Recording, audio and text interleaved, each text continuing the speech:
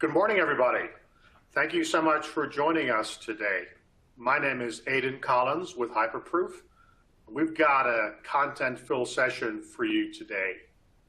The topic of continuous assurance comes up a lot, and an organization strive to be in a position where they're not just being responsive to and reactive to requirements placed upon them, but how do they continuously demonstrate the great work that's happening across the organization related to security, compliance, and control.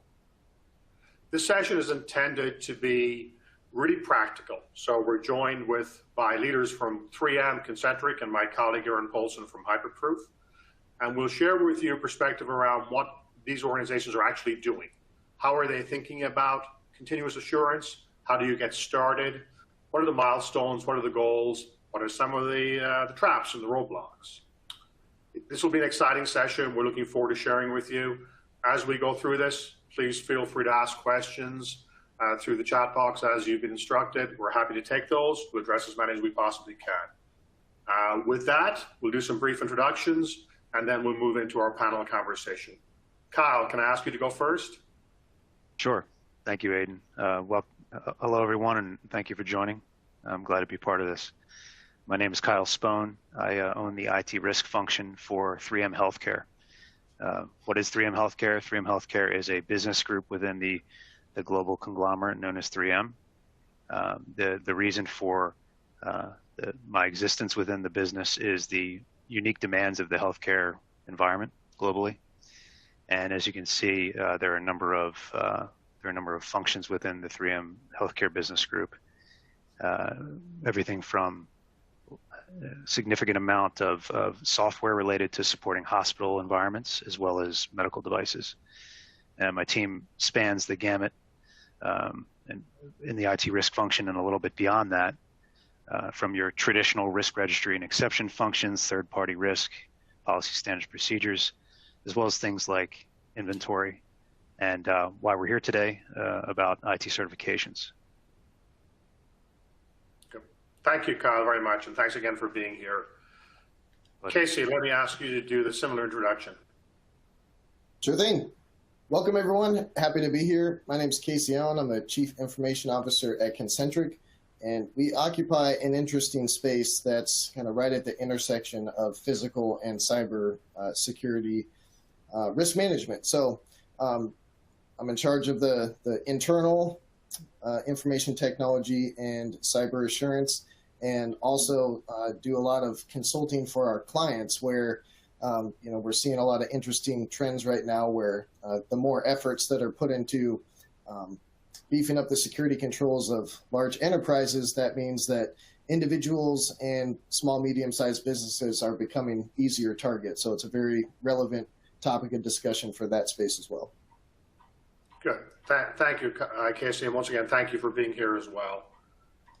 Aaron, can I ask you to introduce yourself? Yeah, thanks, Aidan. My name is Aaron Polson. I lead the security risk and compliance function at Hyperproof, which is a GRC and compliance operations platform. I come from a background in security, IT, risk and compliance, and was actually one of Hyperproof's first customers and consumers of the platform, and then later joined as an employee and contributor to the platform, which was great for me because I still have the ear of a product team where I can talk about continuous operations all day long and improve the platform of Hyperproof. But it's also a unique opportunity to get a lot of different perspectives around compliance operations and continuous assurance. So I expect our conversation today will be a pretty good one. Good. Thank you, Aaron. And just maybe I would add on to that comment that the idea of having a platform to manage continuous assurance may be self-evident. But it's something that's important to bring out, that the technology to support these activities has to be there, has to be pervasive. So with that, and thank you, gentlemen, for your introductions. As I mentioned at the very beginning, we hear a lot about, and we've heard a lot about this idea of continuous assurance for a while now. So maybe, Casey, if I might start with you, when you think about it from the standpoint of the SMB organizations that you're working with, how do they think about continuous assurance, and why is it important to them? Well, maybe it's best to start with what that isn't. So if we think about an analogy, I've got some young nieces and nephews whose behavior seems to be really good leading up to gift-giving occasions such as birthdays and Christmas, right? So that is not continuous assurance. So continuous assurance is really spreading that out to be something that happens all the time, not just when there's some sort of carrot dangling at the end of a stick, like getting an audit done without any major nonconformities being issued to you. So, as far as what benefits that brings to the business, some of those are pretty obvious, right? I think, security is a team sport, something that should be done by design and on a regular cadence, not something that's just done to check the boxes so that you can make your auditor happy when they show up. So a lot of folks have probably heard the saying, compliance doesn't equal security. And while that's true, a good compliance framework and implementation can really help to obtain that continuous assurance so that it's not just a perfunctory activity that's done for the carrot, but something that's really done to bolster the security of your organization. Thanks, Casey. And one question that occurs to me as I heard you make your comments, we oftentimes will hear about some pushback in organizations to why can't we just react to the audit or the assessment as it's coming up? We have other things to do. Do you have any advice for our audience around how do they get the organization to be more amenable to taking that continuous assurance view? Well, when I've come up against that friction in the past, sometimes I've just rephrased the word audit to success assessment or something else. So consider it kind of rebranding, because a lot of people just they'll retreat behind their rocks into their caves when they hear the word audit. Some people love audits, and that's not really an issue. But if you're able to communicate the value of going through an audit certification cycle, which is really a 365-day project, so to speak, rather than just a couple of weeks or months leading up to it, and tie that to risks. And if you can show the risk owners why something like continuous assurance is actually in their best interest, then that really helps get the buy-in that's necessary to do this successfully. Good. That makes sense, Casey. And Kyle, if I think about the role that you have at 3M and then the scale of both the organization, the customer set, the compliance requirements, the audit requirements that are placed upon you, I imagine that getting the organization aligned around continuous assurance has to, A, be a challenge. How does that play out in an organization with the complexity that 3M has? Sure. It's pretty critical to not only current operations and the impact that one might have on it from the various demands from the changing regulatory environment and client demands, but also it has an eye toward the future of what we see continuing. So as was mentioned previously, I think that you need to begin to think about good process in general. What does it look like to bake in these expectations into the normal course of business as a part of, and any pushback I would say is, what are clients expecting? What will clients begin to expect in the future? A lot of stuff that we see in the United States, for example, is being driven by federal or state mandates, but will quickly become normalized as part of the commercial environment. So we have to think ahead in order to not only scale to current demand, but also predict the future so we're not impacted in a way that hurts business or client expectations. And the way that we've scaled is by, again, beginning to normalize these things into process. For those that enjoy audit, that might not be a problem, but you want to make sure that you're, by virtue of making this part of a normal requirement internally, security or compliance requirements are requirements like any others. And so you want to begin to bake those in. And a lot of this is really cultural change that needs to occur. So as you begin to interact with control owners on a more continuous basis, you begin to identify opportunities for efficiencies and for that cultural change that I think is a big part of that. You know, you said a couple of things there, Carl, that are interesting. You talked about the changing regulatory environment on the one hand. So some of that transition from what we're seeing in the federal and government space becoming more relevant in the commercial space as well. But then the other point you made, I think was interesting, was that you talked about customer requirements. So it's not just the regulatory agencies or the framework organizations that are driving you. Would it be a fair comment to say that your customer requirements can help you make the business case for continuous assurance? Absolutely. It drives quite a bit of the way we think about programs internally within 3M. You know, you want to make sure that you are mindful of those various customer requirements. Doesn't mean that you can meet all customer requirements everywhere at the same time, but you've got to be able to bake in and track these various frameworks and make sure that, again, it becomes a part of normal operations and not a point-in-time event that may or may not get tracked in the way that makes sense for your organization. Yeah. Aaron, let me ask you both in your experience with Hyperproof and your previous experience with other organizations, that transition from the episodic reactive way of looking at these requirements to Kyle's point, trying to build a platform that allows the business to be always ready and to be ready to respond to customer requirements. How do you think about that? How do you articulate those benefits to stakeholders across the organization?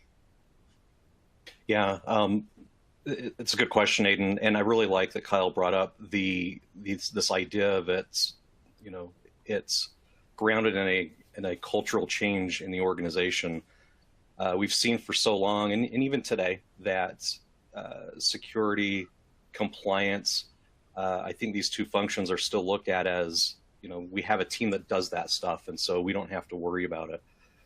In fact, everyone has to worry about security and compliance, and conveying the benefits of moving to a continuous assurance model.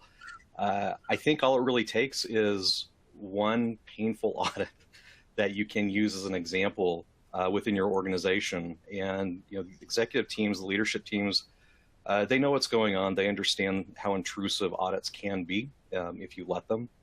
And so I think, worst case scenario, you leverage a painful audit that you just went through and convey the importance of let's spread these activities out across the entire year rather than constraining them to, a few weeks of the year where everyone is running around, people are collecting evidence. We're just now getting a good understanding of our system and our environment as the auditors are. It's the absolute worst case scenario, but I've seen it repeat itself over and over again. Taking that message to the leadership team so they understand the importance of, we get it. We need to spread these activities out, not just for the audit, but in between audits for the entire year, and get some of that downward pressure and that support from a leadership team. So they understand how it impacts not just compliance, not just security, but the entire organization in reducing the company's risk profile. So if I was thinking then about how would I make the case to the organization why continuous assurance is the right way to go, I heard all of you make kind of three broad points. One was the last point you made, Aaron, around just load balancing, being able to walk through the year as opposed to not being forced to do all the work at one point during the year. So the load balancing argument. Kyle, you talked about having that connection with control owners, being able to understand more through the year what work they're doing, why that's important. And then I think the last part was the customer readiness, being ready to react to whatever customer requirements are placed upon us. And during a sales cycle, those can move pretty quickly. Are there any other attributes, any other benefits that you'd want to call out to help audience members position this as the right thing for their organizations to do? For my part, if I may, I would go a little bit farther on the client focus. It's one thing to react to client demands. It's another thing to be able to scale and really anticipate proactively what clients need. So as you see trends emerging, and from a third-party perspective, just to be clear, I'm on both sides of it, right? We vet third parties, and we're also vetted as a third party. So we've seen an increased, I think, due diligence from clients. There's the industry verticals beginning to mature, and as such, you've got to be ready proactively to put your position forward, in my opinion, as to what your compliance and security and other postures are. I think this is not only good from a scalability perspective, but it also positions, think of the sales cycle, it positions salespeople in a way that at a certain milestone, they're able to present proactively a position that might accelerate that due diligence process, and also potentially add as a differentiator in the future. Good point. And I know that as somebody who works through sales cycles frequently, getting stymied at that part of the sales process where a customer can't respond to something quickly can be very frustrating for leadership in the organization. Casey, Aaron, anything you guys want to add to that in terms of building the case for doing this?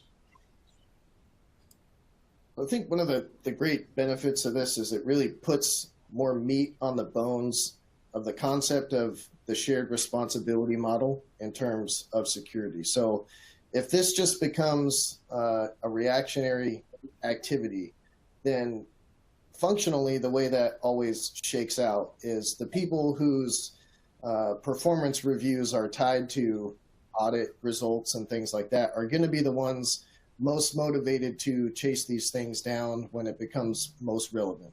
But as we all know, that's not really an effective security program, right? So if you move to the continuous assurance model and tie people's individual KPIs to the pieces of risk that they own, the controls that they own, that becomes a much more long-term sustainable security model, and also really enforces the fact that, like I said before, security is a team sport and everybody's got some sort of role to play there.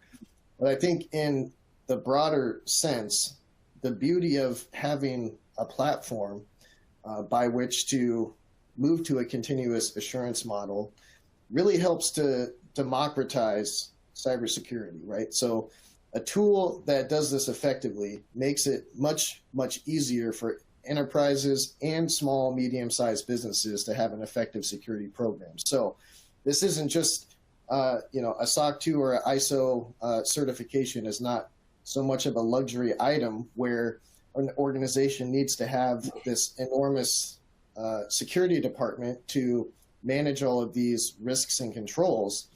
It makes it a lot more accessible for small, medium-sized businesses to have the same sort of security model as the big guys in a way that I think helps us all, right? I mean, the more secure we are from the large organizations down to the small ones, we all benefit from that as a result. So by using a platform for implementing the model helps to democratize cybersecurity and make it more accessible throughout. Yeah, I like that point, Kyle, or rather Casey, that you said around democratizing security, because that truly is not only the only way that we get the best results from the security work that we do, it engages stakeholders who know the most about those controls in the appropriate manner. And I'll take your point on having a platform to do that. Collaboration around spreadsheets doesn't work. So having something more robust is critical. Aaron, Casey's comments bring to mind as well. You and I did a seminar recently on DevOps principles, DevSecOps principles applied to compliance. And there were some of the same themes there, right? Around sharing out the work, being able to democratize it, as Casey said, being able to engage stakeholders. It feels like that's the other operational motivating factor for doing this, is that we get to that end result. Yeah, and I like where you were going with that, Aidan, because as Casey was talking, I was thinking of something similar, which is, for us to state our case to our leadership team for continuous assurance, part of that case has already kind of been made for us on our behalf through the evolution of things like DevOps or DevSecOps or whatever that acronym's going to be by the end of the year. But We don't release code 3 times a year anymore. We are constantly implementing and deploying code in this continuous fashion.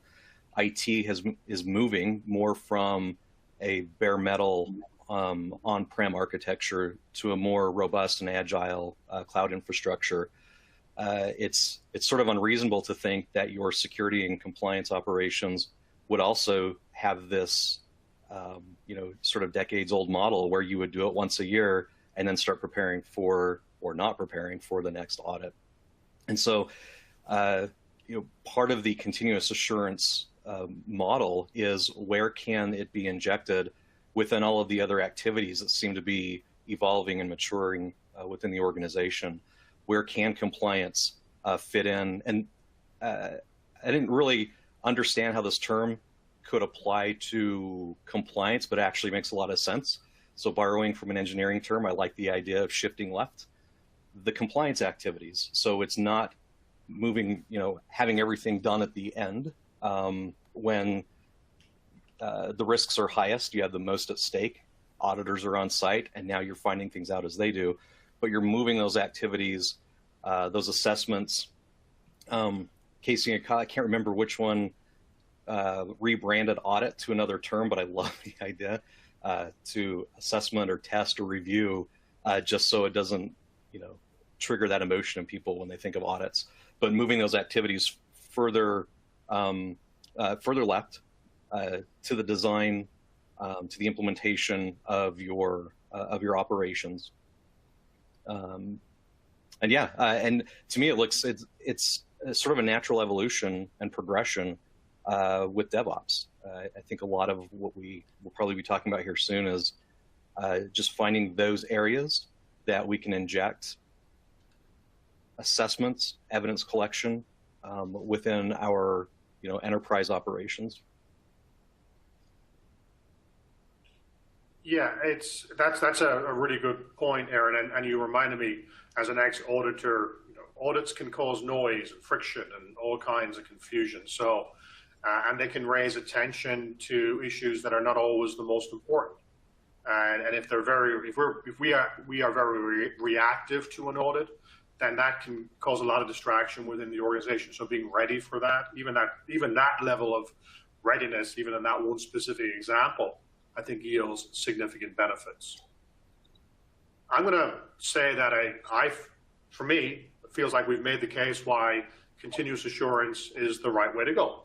It's the aspirational goal for organizations and should be. So now, the question is, how do we get there? And I'm sure from all of your experience, you've thought about and worked through some of the times you've started and stopped and learned. And maybe, Kyle, if I might start with you. Again, given the complexity of 3M, given the complexity of the customer set, of all the compliance framework requirements that you have, all the customer requirements, and particularly, Kyle, your comment on moving from the reactive to the proactive so that you're ready to be able to do that. What have you learned? What's been challenging specifically, particularly for you? What would you want to share in terms of audience members getting better prepared to be able to do this? Sure. So as been mentioned before, I think a lot of it is proper messaging, and there were some really good tips there regarding the business value. Very often, security and compliance and that whole bucket is often seen as a cost center, right? As a separate set of requirements. And as I mentioned before, they're requirements like any other requirements, and clients would tend to agree, I think. But as far as the journey, I think the journey starts with proper buy-in and that cultural change I mentioned, identifying the appropriate control owners. I like the idea of democratizing security, certainly, but pushing that stuff out to the business. At the end of the day, the business is the internal business is the one that's driving toward profitability. Is very customer centric. You want to be able to communicate in terms so that they're able to message the value of compliance, the value of security as part of their tool set for differentiating themselves in the marketplace. But as you work toward continuous assessment, it really, again, comes down to a proper communication, both with your salespeople, but also with control owners. What does this mean? Why is this important? How does it get you to run your processes and demonstrate your value add within your function better. And also, as we become better at this over time, it doesn't become a periodic thing that you forget about and you have to relearn. It becomes something that is baked into ultimately better process, which is all something that I think we want to achieve in general. So the first thing I heard you say, Kyle, was it's around context and messaging. It's around, to pick up on Casey's comment around democratizing and having the right sets of tools and processes to be able to do that. Casey, with the organizations that you work with, Kyle may benefit from and also to a degree be cursed with the complexity of a large organization. So while there might be a resource depth there, there's also a whole range of different stakeholder points of view.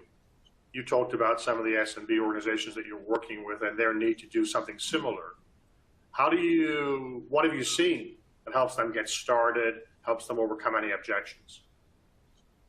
So it's very interesting in the space I'm working in now compared to, so prior to coming to Concentric, I was a GRC manager at Philips Healthcare. So a lot of the same kinds of things that Kyle has been talking about, I've walked through those as well. And it's definitely a different conversation when compliance is compulsory, which that's very much the case when you're talking about the medical device industry, versus a place like Concentric where it's, I wouldn't consider it compulsory, certainly not from a regulatory standpoint. I mean, there is some compulsory compliance, but getting something like an ISO 27001 certification or a SOC 2 report is not really required. So we had this interesting shift that happened over the course of the pandemic, where traditionally a lot of our revenue was tied up with travel. So, folks wanted to travel and we provide a lot of risk management solutions to support that. And when travel ground to a halt, we really had to pivot to find new lines of business. So as we started to do that, we started to compete for RFPs for a lot of bigger organizations, Fortune 100 tech companies and things like that. So the processes that we had to go through in order to compete with those were much different in terms of the cybersecurity due diligence as we had historically, where it was mostly high net worth individuals or family offices or smaller organizations that maybe just didn't know the right questions to ask in terms of a vendor security assessment, or just the bar was maybe a little bit lower compared to these very large, very mature organizations. So for us, that was a cultural shift, right? Where all of a sudden I'm spending hours and hours every week filling out these vendor security assessments where, if we had something like an ISO certification or a SOC 2 report that we could just hand them and say, kind of show us your papers, so to speak, would have saved us a lot of time and also made us more competitive for some of these RFPs for these bigger companies. But as far as the organizational change management, what I've seen on both sides of the large enterprise and the SMB space is a lot of times us as security practitioners, it's hard for me, and I've seen this happen with others too, to forget that a lot of these people don't live and breathe security every day. They don't understand the why behind the things we're asking them to do. We focus on the what and we focus on the how in terms of how to implement controls, but we don't explain why it's necessary. And to me, if you want something to stick, that's what we need to focus on doing better. And so for us as security practitioners, we also need to kind of rebrand ourselves from a cost center, like Kyle said, to a business enabler. And that ties back to the question of the why. Why are we doing these things? To make us more competitive, to make us more secure. Why is that important? And so, that's part of the cultural shift, I think, but it's also a challenge because if we're explaining the why to people, sometimes their eyes just kind of glass over, right? So kind of have to trial and error a couple different ways to present that information in a way that makes it stick, but always tie it back to risk. I mean, risk is one of the few common lexicons we have to communicate across business functions. So no matter where you sit in the organization, if you understand the why and the how and the what of risk management and risk mitigation, then I think you're well on your way to making some headway to organizational change. Kyle, let me actually throw that one back to you. Your title includes risk. And I'm wondering, just to Casey's point there, how does that play out within 3M then? Do you cast some of these challenges and responses in terms of risk? Is that a useful lens to use? Certainly is. To Casey's point, it's something that most people understand if they don't understand different domains. But yeah, business certainly understands risk if you want to talk to them in those terms. And yeah, we often in 3M communicate in those terms to the business so that they, like I said before, requirements, security and compliance requirements are requirements like any other functional one would be, and risks are risks, right? We want to put them, to Casey's point about democratization, we want to put that information in front of the business so that they're able to use that as one of many inputs to decisions that they make. And so as you push this stuff out to the appropriate owners, instead of centralizing it, I think the old model was most likely, a small audit team periodically assessing controls, and they'll parachute in and say, here's some findings, and they'll leave again. Right? I mean, this is, for the many reasons that we stated before, this needs to become a normal course of operations and need to be embedded, as was mentioned before, within DevOps as we see dynamic cloud environments become more the norm. You just can't react in time.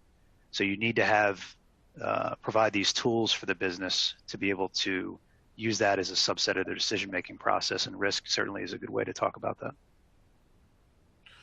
We've had a question from one of the audience members around just that topic.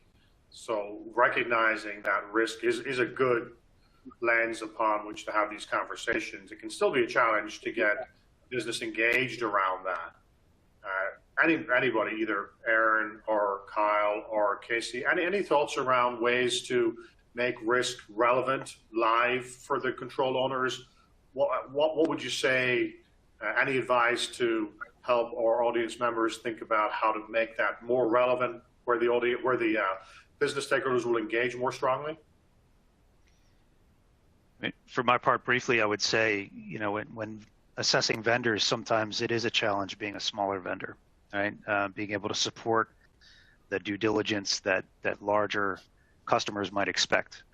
And so it might put you at a competitive disadvantage if you can't, spread out the accountability and build in these types of processes into your normal operations.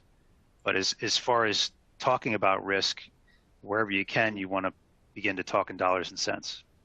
If you're talking to the business, for example, you want to understand, know your audience. You want to understand what the audience cares about.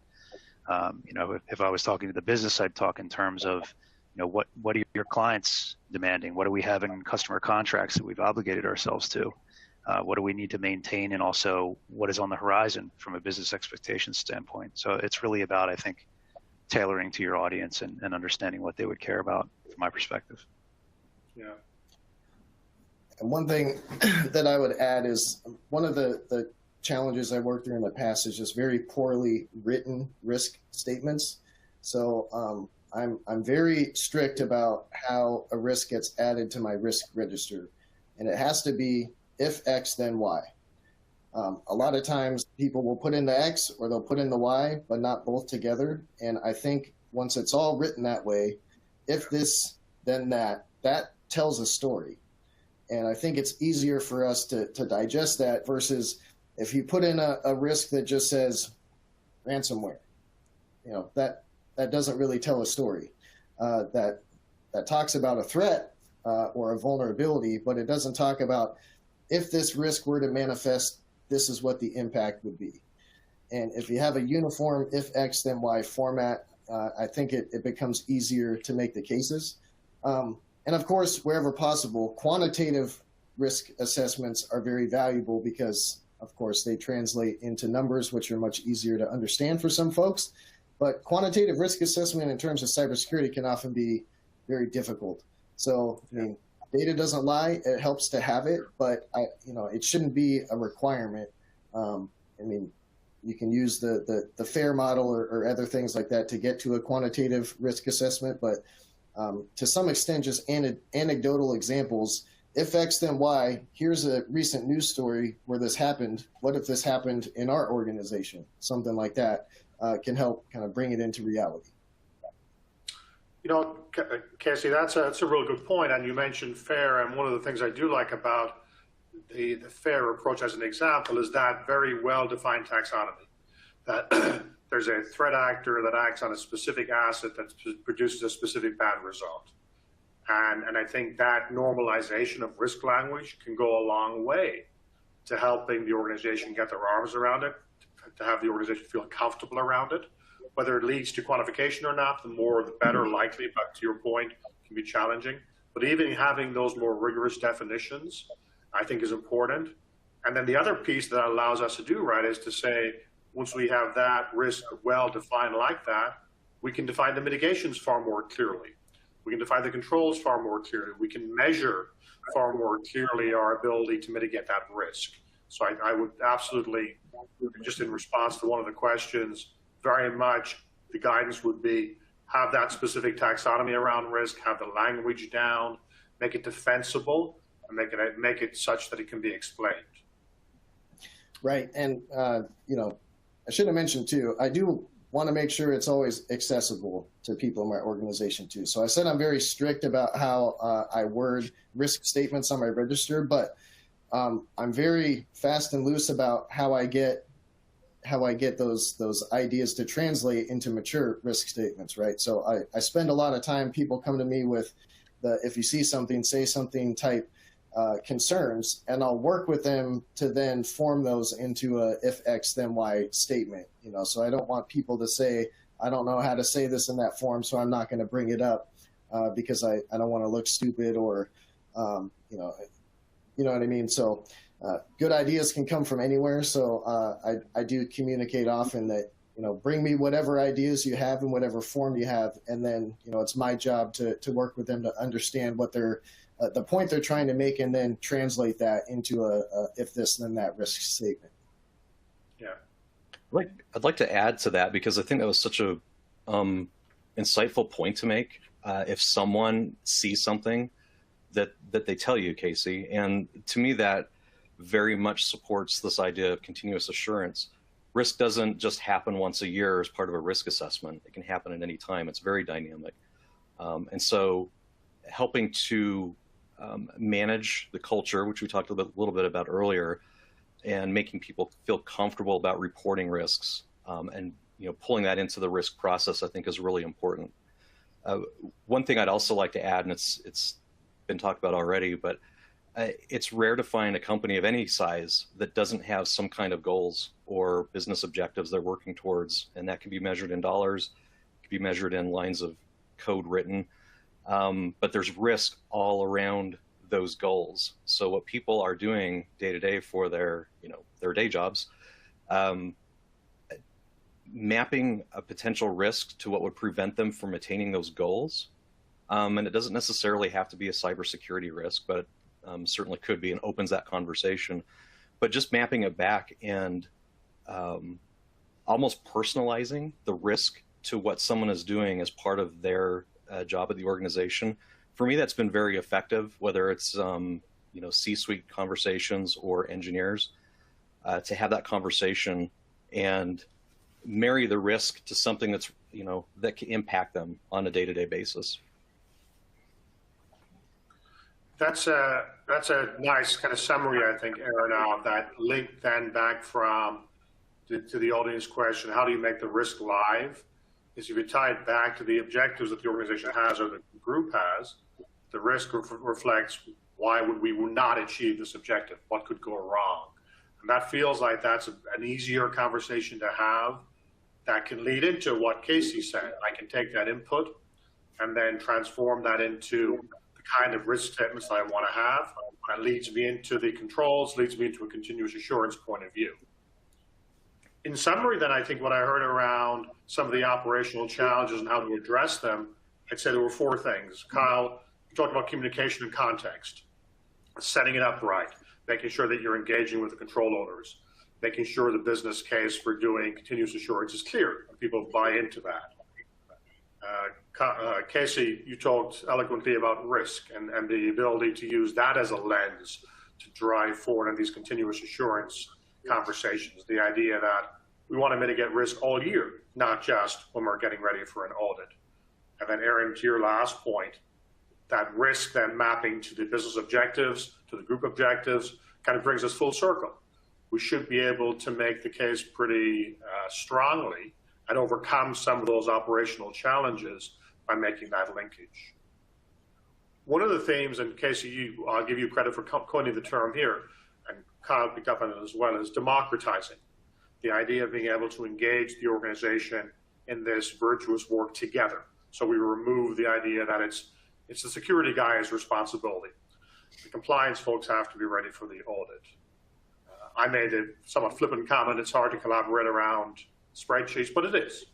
And so you said having a platform to do that. Can you talk a little bit about how technology can help? What's the role that technology can play to help facilitate continuous assurance?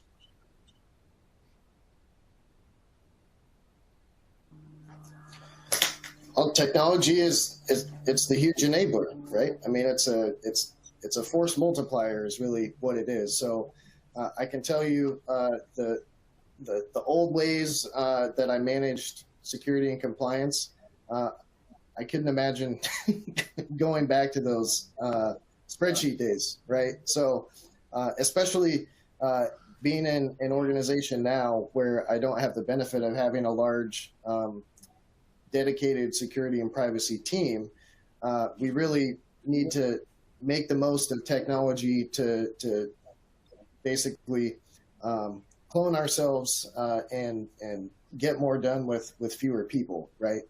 I also think it makes it more accessible to folks that, like I said before, don't live and breathe security every day. So if they're in the platform where they can see how the program looks from the 10,000-foot view, then I think it makes it easier for them to see where their pieces are in terms of that broader program, and it kind of visualizes for them the why that I thought that I mentioned before is so important.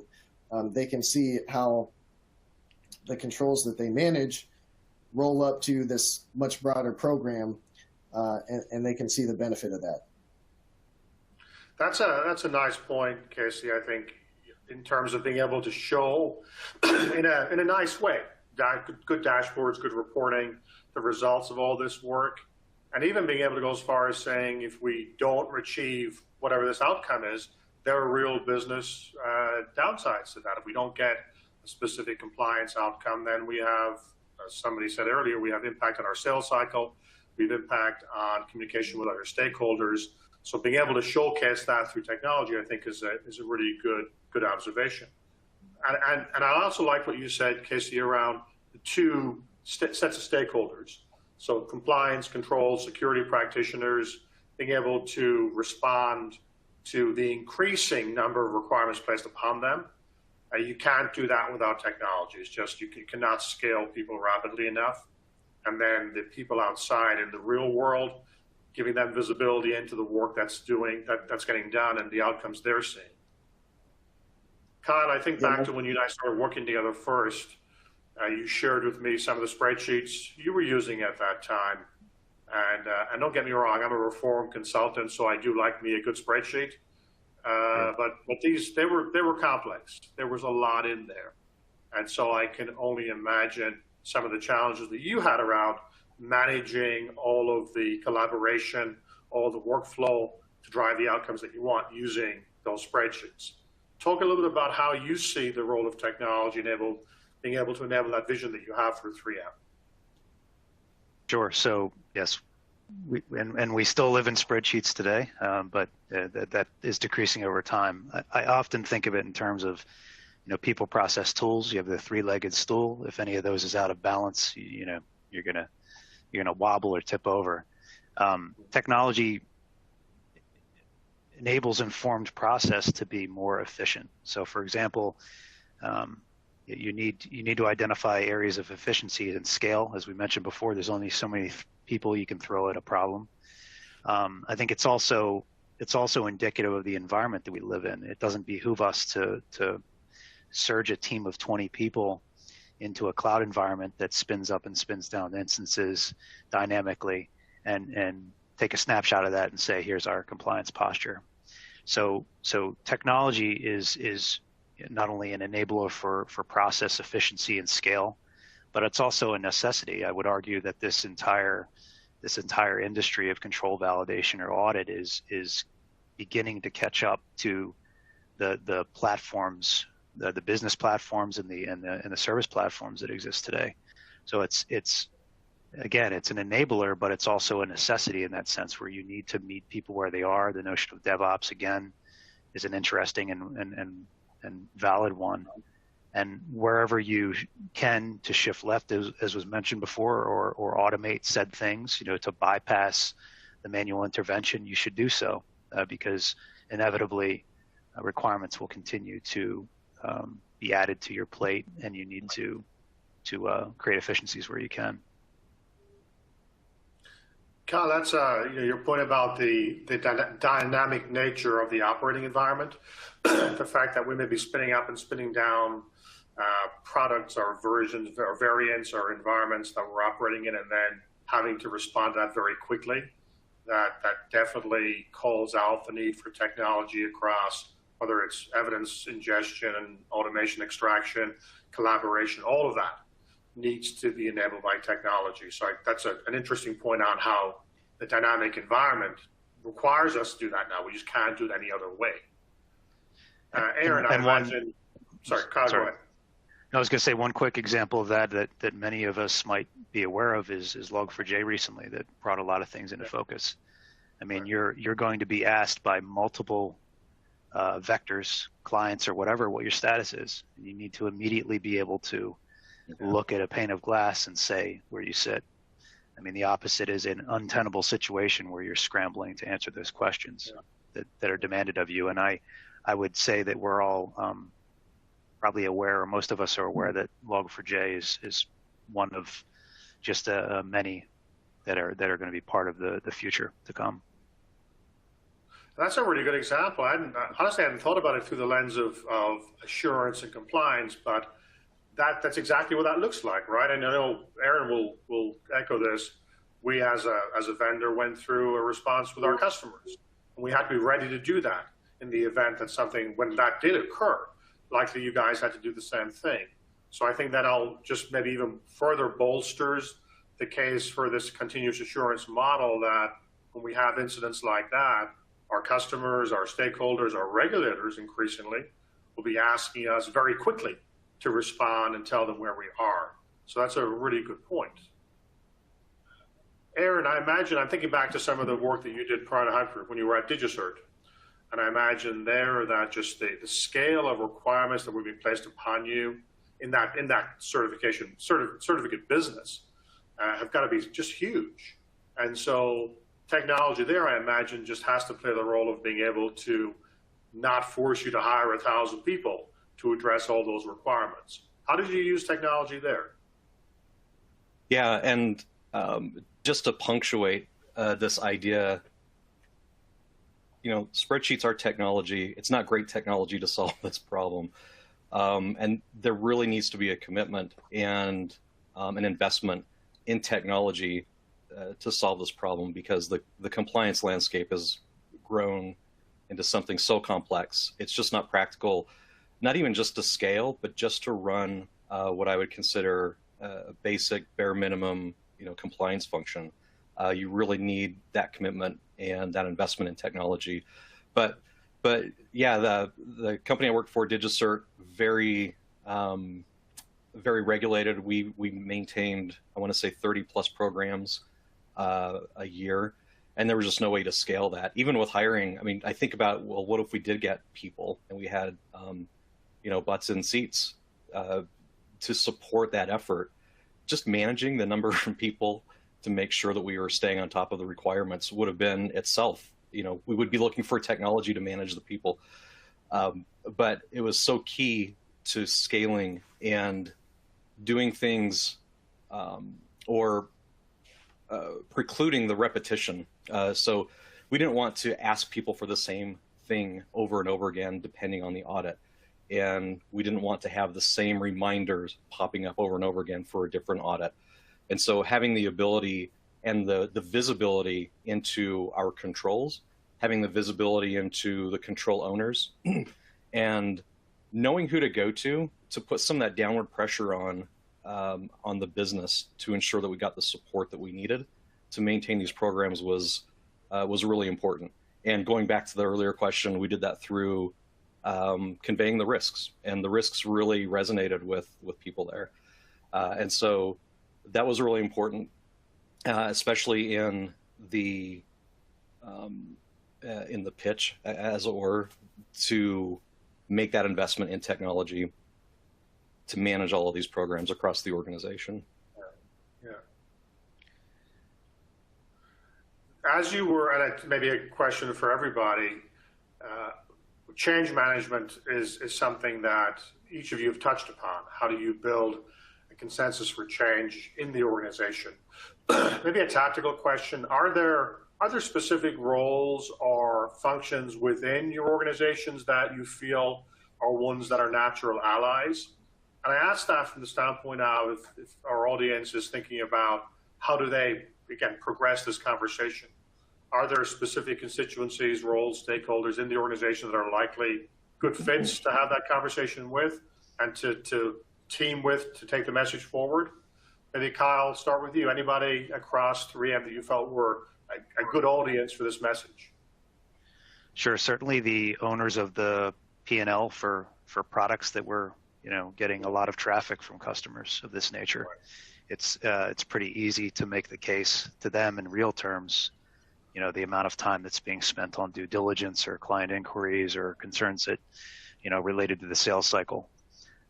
Also, inevitably, any project managers related to the business that might be assisting from a traditional perspective in the relative cat herding that is involved in these due diligence activities. The notion of pushing out directly, bypassing them and democratizing security, as Casey mentioned, getting direct to the individual control owner creates efficiencies. And then thirdly, I think, audit, in our case, the real third line, understands the value over time. So I would say those things are some examples. Yeah. Good call outs. Casey, I imagine in the organizations that you work with that you may not have as diverse a set of stakeholders, but I'd be interested if there are specific groups that you think are ones that are natural allies. Absolutely. So this is probably a topic for a whole other conference, but security is very much a people problem, right? Technology can only take us so far. Humans are always the last line of defense. So if we're talking about allies, human resources is one of the first alliances that I try and start building when it comes to change management. Because like I said, you got to explain that why and get people's buy-in, and that requires being a bit of a politician or a diplomat, whatever you want to call it. So human resources is a great place to start, as well as CFO or whoever sits on the top of your finance, because you're usually going to have to justify some spend if you're going to want to make improvements at the technology level. So those are the two alliances I'd probably start with. Very good. Aaron, anything you'd add to that? I just go right to the C-suite. Take the conversation about risk. I've not talked with people on that level of the organization that don't conceptually understand risk, and that's always been successful for me to begin the conversation. Where it goes from there is, can vary depending on the teams that you're and the functions that you're working with. I really like the idea of starting with HR for the reason Casey pointed out. I mean, it does come down to people. Technology does only get you so far, but having that support at the highest levels in the organization for me has been really critical. And I've not run into a situation where a risk-based conversation didn't translate into some action from the executive teams downwards to their directs. Good. So we kind of come maybe full half circle on that one in the sense of risk being a key driver for this, being able to relate the work that we want to do at the lower control level related to compliance, bring it back up to risk. To your point, Aaron, earlier, tying that back to business objectives, that allows us to really make that conversation real. We're coming to the end of our time, so I'd like to ask maybe each of you in turn. You shared a lot of really good information. I think we've given the audience a good framework to think about how to progress forward on continuous assurance. If you were to give the audience members maybe one piece of advice, one suggestion that you've learned during your journey on this, what might that be? And maybe Casey, I'll start with you. Yeah, I think my one piece of advice is to let go of some of the control. For this to really work, for it to scale, for it to be effective, to make that change from a centralized to a decentralized security program, it requires letting go of some of the control of that and spreading it around throughout the organization. Okay, power to the people. In other words, excellent. Giving away my age at that point. Kyle, anything you might add to that? Yeah, I would say power to the business people. Putting it in front of the business, educating them, and letting them talk in terms of, value add from an economic perspective, to change the message there that security risk and the like can be a differentiator in that regard. Very good. Power to the business people. I like that even better. Aaron. I really like what Casey and Kyle had to say. From a compliance professional point of view, it seems like we've just learned that we have to do it all, and so changing that mindset of giving away control, really where it needs to go in the control owners and the business process owners, is probably some of the best advice that I can think of. And just general education. Why do we do compliance? Why do we do risk? People kind of get security because I think they translate that into their personal lives, but compliance and risk are just these very vague terms that someone else deals with. And so educating across the enterprise on what that means to the business, but also to them individually and their role within the business. Excellent. Thank you, Aaron. With that, we'll wrap up our session this morning. My thanks to Kyle, Casey, and Aaron for joining me. My thanks to you and the audience for taking the time to spend with us. We hope this has given you some good food for thought and some good, very practical next steps to move forward. With that, we'll wrap up and wish you all a good day. Thank you all. Thanks, Blake.